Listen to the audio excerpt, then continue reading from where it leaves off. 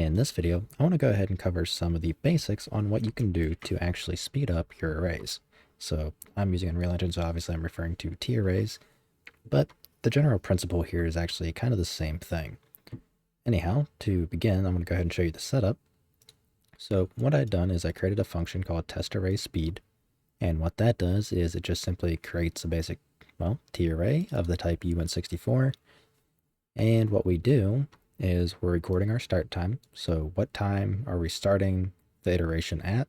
And then we record the end time. And then we can get the total time that this portion here took to elapse based by taking the end time and subtracting start time from it. So for starters, we construct our array and we go ahead and we're going to iterate through and add 500 million elements to it. Now this is a bit excessive obviously, but it's to get a bigger difference to kind of exaggerate it so you can visualize it a little bit better of the difference. So here we just have the basic setup, and this is what we're going to go ahead and start and record with. So I have a notepad here, and let's go ahead and give it a try. All right, I press U, and now we wait for it to finish. And there we go. So that took 3.829211 seconds. So 3.829211 seconds to complete. Okay, let's go ahead and close that, and let's start with the first optimization. So the first one would be to reserve a bunch of slots. So if this is only really applicable to if you know the size of your array already, or if you know the max limit that you would want your array to be at. So like what's the most amount of elements you would want to have in your array. So in this case, we know the limit, we know what we're going to add, so we know that that is 500,000. So what we're doing here is, because we don't have any slots reserved, what it's doing each time it adds an element is it is duplicating the array, or let me rephrase that, it is creating a new array of the size that is required to add the new element. So it's basically my array elements plus 1. Then it copies that array over to it and adds the new element. So this is happening every single time we add an element. Now, if we reserve the amount of slots beforehand, it doesn't need to do this in order to recreate the array. Or let me rephrase that, it doesn't need to recreate the array and copy everything over and clean up the old array.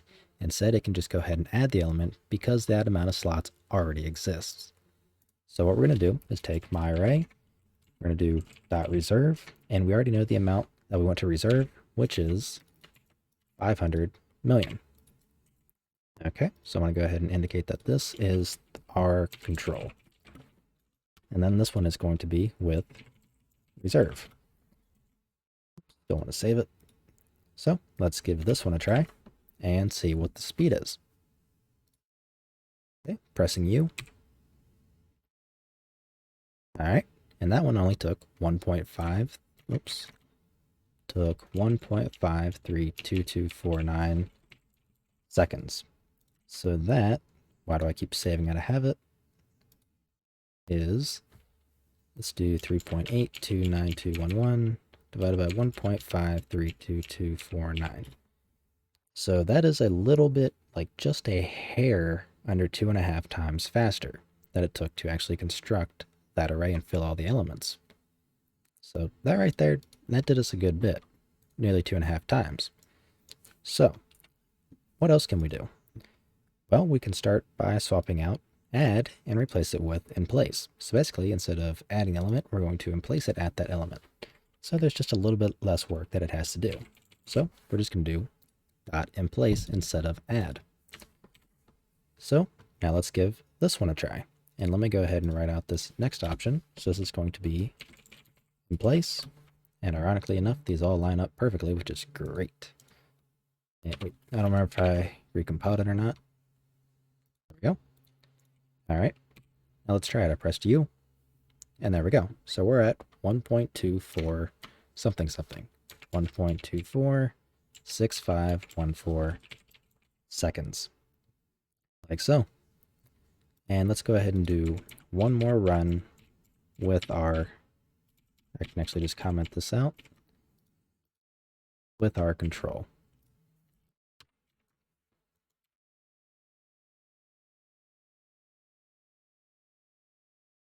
So I'm going to go ahead and actually duplicate this guy here. So we're going to do a control run again, just to see, and let's press U. And there we go, 3.88, so 3.880243 seconds.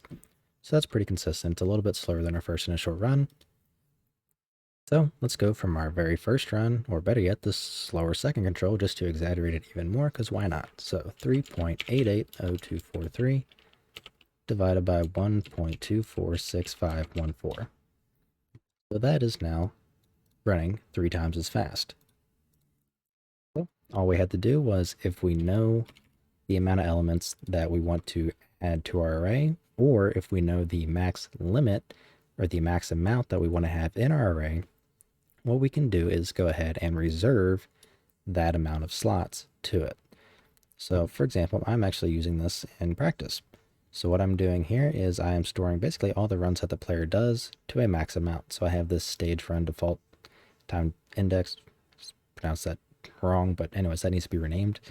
But basically this is the amount of runs that I want to have stored up at any given time. So instead of me constantly going through and, adding to it each time, and then going through and kind of like replacing it and all that kind of stuff, what I'm doing is, by default, I am reserving the maximum amount of elements, or the elements that I know I want the array to have at its upper, just the most amount of elements I want it to have. I go ahead and just fill it with some default items here. So basically just an empty structure that I already have. And then once I go down here and I want to add new time, basically what I'm doing is I'm taking all the elements and I'm shifting them to the right and getting rid of the last or the oldest value. And then I simply add in right here the new time to the first element. So I'm basically shifting everything to the right and adding the new element in first. So that's just kind of a very generalized way that you can view up and optimize your arrays. Or I guess in this case specifically, your TArrays, thanks to Unreal Engine.